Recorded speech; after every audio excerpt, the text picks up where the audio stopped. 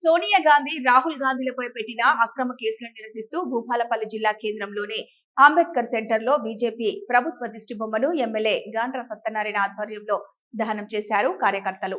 ఈ సందర్భంగా ఎమ్మెల్యే మాట్లాడుతూ కేంద్రంలోని బీజేపీ నరేంద్ర మోదీ ప్రభుత్వం కులాల పేరుతో మతాల పేరుతో ప్రజాస్వామ్యాన్ని రాజ్యాంగాన్ని కూని చేస్తోందని మండిపడ్డారు. తక్షణమే సోనియా గాంధీ రాహుల్ గాంధీపై పెట్టిన కేసులను ఎత్తివేయాలని డిమాండ్ చేశారు. ఈ దేశ స్వతంత్రం కొరకు 12 సంవత్సరాలు జైలు జీవితం అనుభవించి ఒక స్వతంత్రం తెచ్చిన గొప్ప వ్యక్తి ప్రధానమంత్రి అయిన తర్వాత నేషనల్ హెరాల్డ్ అనే ఒక పత్రికను స్థాపించి ఆ పత్రిక అకౌంటబుల్గా ఈరోజు జవాబుదారీతనంగా భారతదేశంలో జరుగుతున్నటువంటి అన్యాయాల అక్రమాల గురించి ఈరోజు ఆ యొక్క పత్రికలో వస్తున్న సందర్భంలో సుమారు 50 సంవత్సరాల క్రితం ఆ పత్రిక స్థాపిస్తే అప్పటి ప్రధాని, దాని తర్వాత ఇందిరాగాంధీ, తర్వాత రాజీవ్ గాంధీ, అనేక మంది ప్రధానమంత్రులు ఈరోజు అయిపోయిన తర్వాత దేవాగౌడ కానుంచి ఈరోజు మరి చాలామంది ప్రధానమంత్రులు అయిపోయిన తర్వాత ఈరోజు ఆ నేషనల్ హెరాల్డ్ పత్రికలో అక్రమాలు జరిగినాయి, అవినీతి జరిగిందని చెప్పి ఈరోజు నరేంద్ర మోడీ ప్రధానమంత్రి గారు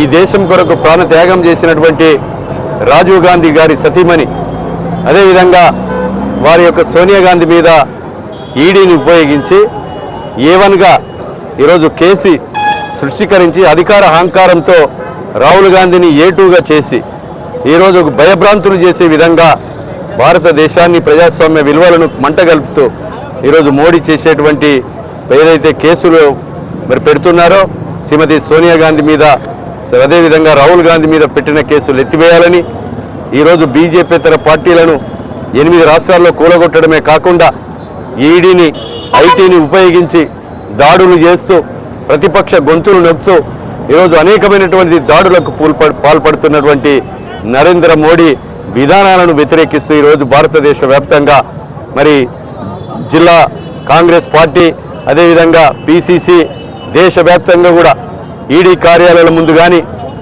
ధర్నాలు, నిరసన కార్యక్రమాలు చేపడుతూ ఉన్నాం. ఈరోజు నీ ప్రధానమంత్రి పదవి శాశ్వతం కాదు. ఈరోజు హింసాత్మకంగా కులాల పేరుతో మతాల పేరుతో చిచ్చుబెట్టి ఈరోజు 11 సంవత్సరాలు 3 సార్లు ప్రధాని అయి ఈరోజు ఈ దేశంలో విధ్వంసాన్ని సృష్టించి మరి కాంగ్రెస్ పార్టీ ఒక స్వతంత్రం తెచ్చిన పార్టీని, ఈ దేశం కొరకు ప్రాణాలు అర్పించినటువంటి ఇందిరాగాంధీ, రాజీవ్ గాంధీ కుటుంబాన్ని, వారి యొక్క మరి సోనియా గాంధీ, రాహుల్ గాంధీని కూడా మరి కేసుల పాలు చేసి భయభ్రాంతులకు ఏదైతే చేస్తున్నావో పెట్టిన కేసును ఎత్తివేసి ఉపసంహరించుకోవాలని కాంగ్రెస్ పార్టీ డిమాండ్ చేస్తుంది. ప్రజాస్వామ్య విలువలను కాపాడు. ఇప్పటికైనా నువ్వు చేసేటువంటి అహంకారపూరితమైనటువంటి దాడులను ప్రజలు చూస్తున్నారు. ప్రజాస్వామ్య దేశంలో మేధావులు, కవులు, కళాకారులు, అన్ని వర్గాల ప్రజలు కూడా గమనించండి. ఇప్పుడు జరుగుతున్నటువంటి హింసాకాండ కానీ, అదే వాళ్ళు చేస్తున్నటువంటి మరి ఈడీ, ఐటీని ముందు పెట్టుకొని కేసులలో ఇరికిచ్చి సరెండర్ చేసుకునేటువంటి ఒక విధానం ఏదైతే ఉన్నదో దాన్ని ఉపసంహరించుకోవాలి. వాళ్ళ మీద రాబోయేటువంటి రోజుల్లో ఈ నెహ్రూ కుటుంబానికి, కాంగ్రెస్ పార్టీకి దేశ ప్రజలు అర్థం చేసుకోవాల్సిందిగా నేను కోరుతా ఉన్నాను. మొన్న 2029లో 2024 జరిగినటువంటి ఎన్నికల్లో కూడా 35 సీట్లతో ప్రధానమంత్రిగా కాలేకపోయాడు.